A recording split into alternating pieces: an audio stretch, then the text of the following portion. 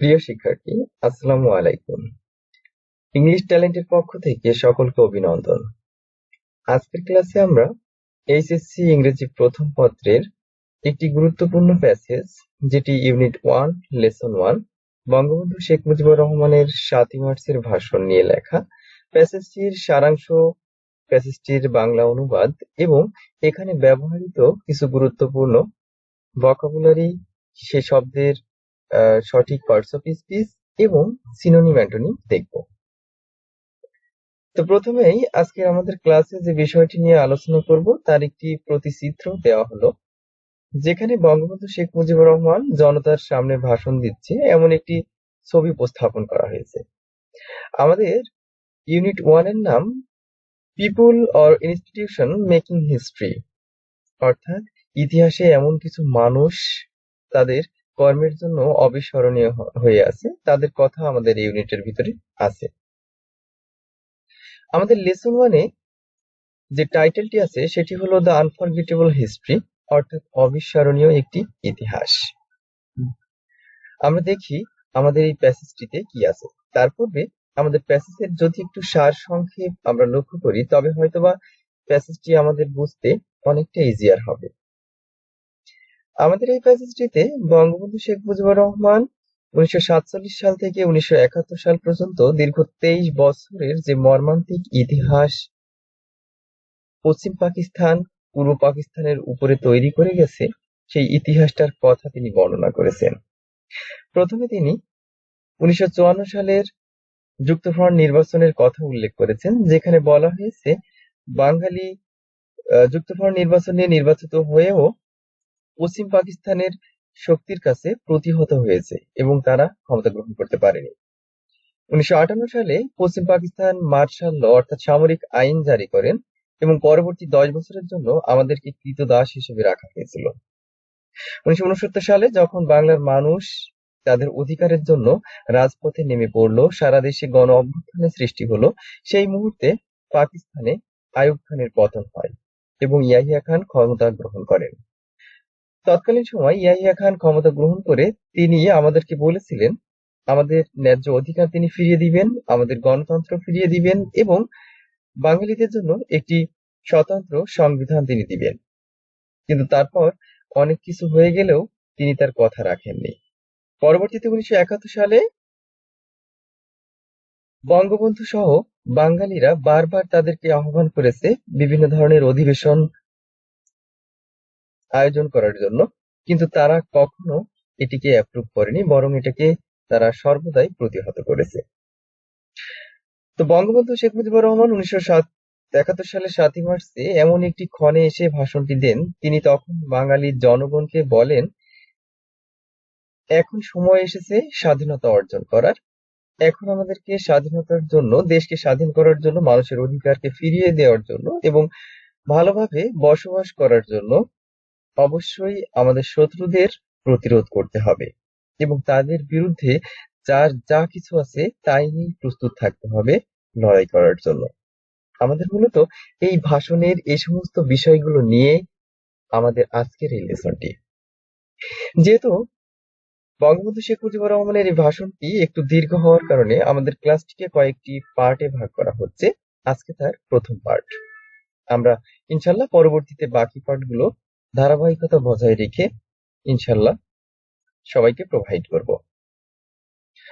এরপরেই আমরা দেখব আমাদের এই প্যাসেজ থেকে গুরুত্বপূর্ণ কিছু ভোকাবুলারি। আমাদের আজকের পার্টে যতটুকু প্যাসেজ আলোচনা করব তার ভিতর গুরুত্বপূর্ণ ভোকাবুলারি গুলো, সেগুলোর বাংলা অর্থ এবং সেগুলো কোন ধরনের পার্টস অফ স্পিচ, সেগুলোর সিনোনিম অ্যান্টোনিম এখানে দেওয়া হলো। আমাদের প্রয়োজন অনুযায়ী সকলেই স্ক্রিনশট দিয়ে রাখবো। এখন শুরু করা যাক আমাদের বঙ্গ অনুবাদ। প্রথমেই বঙ্গবন্ধু তার ভাষণ শুরু করেছিলেন সকলকে মাই ব্রাদার্স অর্থাৎ আমার ভাইয়েরা বলে সম্বোধন করে। I stand before you today, আমি আজ আপনাদের সামনে দাঁড়িয়েছি with a heart overflowing with grief, দুঃখ ভরাক্রান্ত হৃদয় নিয়ে। You are fully aware of the event, আপনারা সকলেই এই বিষয়টি সম্বন্ধে অবগত আছেন, দ্যাট আর গোয়িং অন, যেটা আমাদের উপর দিয়ে বর্তমান ঘটছে, অ্যান্ড আন্ডারস্ট্যান্ড দেয়ার ইম্পোর্ট, এবং আপনারা তাদের উদ্দেশ্যও বোঝেন। এখানে ইম্পোর্ট বলতে পশ্চিম পাকিস্তানের মানুষদের উদ্দেশ্যকে বোঝানো হয়েছে। We have been trying to do our best, আমরা সর্বোচ্চ চেষ্টা করে যাচ্ছি, টু কোপ উইথ দ্য সিচুয়েশন, এই সমস্যাকে মোকাবেলা করার। অ্যান্ড ইয়েট আনফরচুনেটলি, কিন্তু দুর্ভাগ্যবশত এখনো, the street of Dhaka, Chattogram, Khulna, Rajshahi and Rangpur are awash with the blood of our brothers, কিন্তু দুর্ভাগ্যবশত এখনো ঢাকা, চট্টগ্রাম, খুলনা, রাজশাহী, রংপুর রাস্তা আমার ভাইদের রক্ত দ্বারা রঞ্জিত হচ্ছে। The people of Bengal now want to be free, বাংলার মানুষ এখন মুক্তি চাই। The people of Bengal now want to live, বাংলার মানুষ এখন বাঁচতে চাই। And the people of Bengal now want the right, বাংলার মানুষ এখন তাদের অধিকার চাই।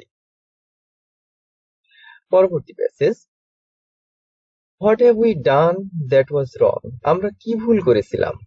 আফটার দ্য ইলেকশন, নির্বাচনের পরে, দ্য পিপল অফ বাংলাদেশ, বাংলাদেশের মানুষ, ভোটেড অ্যাজ ফর মি, আমাকে ভোট দিয়েছিল, আমাকে নির্বাচিত করেছিল।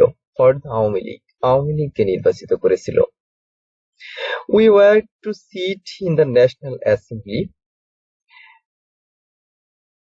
আমাদের জাতীয় পরিষদে বসতে হতো। Draft a constitution for our self there, সেখানে আমরা নিজেদের জন্য একটি সংবিধান রচনা করতাম। অ্যান্ড বিল্ড আওয়ার কান্ট্রি, আমাদের দেশকে গঠন করতাম। The people of this land would thereby economic, political and cultural freedom, তখন এদেশের মানুষ তাদের অর্থনৈতিক, রাজনৈতিক এবং সাংস্কৃতিক মুক্তি লাভ করত। But it is with regret that, কিন্তু দুঃখের বিষয় যে, I have to report to you today, আমি আজ আপনাদের সামনে উপস্থাপন করছি, we have pass through 23 tragic years, যে 23 বছর, যে মর্মান্তিক 23 বছর আমরা সাফার করছি সেই সময়টার কথা। Bengal's history of those years is full of stories of torture inflicted on people, বাংলাদেশের এই বছরগুলোর ইতিহাস পুরোটাই অত্যাচার এবং নির্যাতনের ইতিহাস, যেগুলো আমার মানুষের উপরে চাপিয়ে দেওয়া হয়েছিল। Of bloodshed by them repeatedly, এবং বারবার তাদের রক্ত ঝরানো হয়েছিল। তাদের মধ্যে এখানে বাঙালিদের কথা বলা হয়েছে। 23 years of a history of men and women in agony, 23 বছরের এই ইতিহাস নারী এবং পুরুষের যন্ত্রণার ইতিহাস। আমাদের আজকের পার্টের last passage, the history of Bengal is the history of A people, বাংলার ইতিহাস এমন এক মানুষের ইতিহাস, who have repeatedly made their highways crimson with their blood, যারা বারবার রাজপথ তাদের রক্ত দ্বারা রঞ্জিত করেছে। উই শেড ব্লাড ইন 1952, আমরা 1952 সালে রক্ত দিয়েছি। ইভেন দো, এমনকি, we were the victors in the election of 1954, এমনকি 1954 সালে নির্বাচনে জয়ী হওয়ার পরেও, we could not form a government then, আমরা তখন একটি সরকার গঠন করতে পারিনি। ইন 1958, 1958 সালে Ayub Khan declared martial law, Ayub Khan সামরিক শাসন জারি করেছিলেন। To enslave us for the next 10 years, পরবর্তী 10 বছর আমাদেরকে কৃতদাস করে রাখার জন্য। ইন 1966, 1966 সালে, when we launched the 6-point movement, যখন আমরা 6 দফা আন্দোলন পেশ করেছিলাম, our boys were shot dead on 7 June, আমার ছেলেদেরকে 7 জুন গুলি করে হত্যা করা হয়েছিল। When after the movement of 1969, 1969 সালে গণ অভ্যুত্থানের পরে, আইয়ুব খান ফেল ফ্রম পাওয়ার, আইয়ুব খানের ক্ষমতাচ্যুত হয়েছিল, অর্থাৎ আইয়ুব খানের পতন হয়েছিল। And Yahya Khan assume the rain, এবং ইয়াহিয়া খান ক্ষমতা বা শাসনভার গ্রহণ করেছিল। এখানে অ্যাজিউম মানে গ্রহণ করা এবং রেইন মানে শাসন, অফ দ্য গভর্নমেন্ট, সরকারের। He declared that he would give us a constitution and restore democracy. তখন তিনি আমাদেরকে বলেছিলেন তিনি গণতন্ত্রের পুনরুদ্ধার করবে এবং আমাদের জন্য সংবিধান রচনা করবে। We listened to him then. আমরা তখন তার কথা শুনেছিলাম। A lot has happened. তারপর অনেক কিছু হয়ে গেছে since an election have taken place. এমনকি নির্বাচন হয়েছে। এই ছিল আজকের আমাদের প্রথম পার্ট। আমরা পরবর্তীতে ইনশাল্লাহ পরবর্তী পার্টগুলো তোমাদেরকে প্রোভাইড করব। আজকে এ পর্যন্তই। সকলে ভালো থেকো, সুস্থ থেকো এবং আমাদের পরবর্তী পার্টগুলো সকলের আগে নিজেদের ডিভাইসে পাওয়ার জন্য আমাদের চ্যানেলটিকে সাবস্ক্রাইব করো এবং বেশি বেশি শেয়ার করো। আল্লাহ হাফেজ।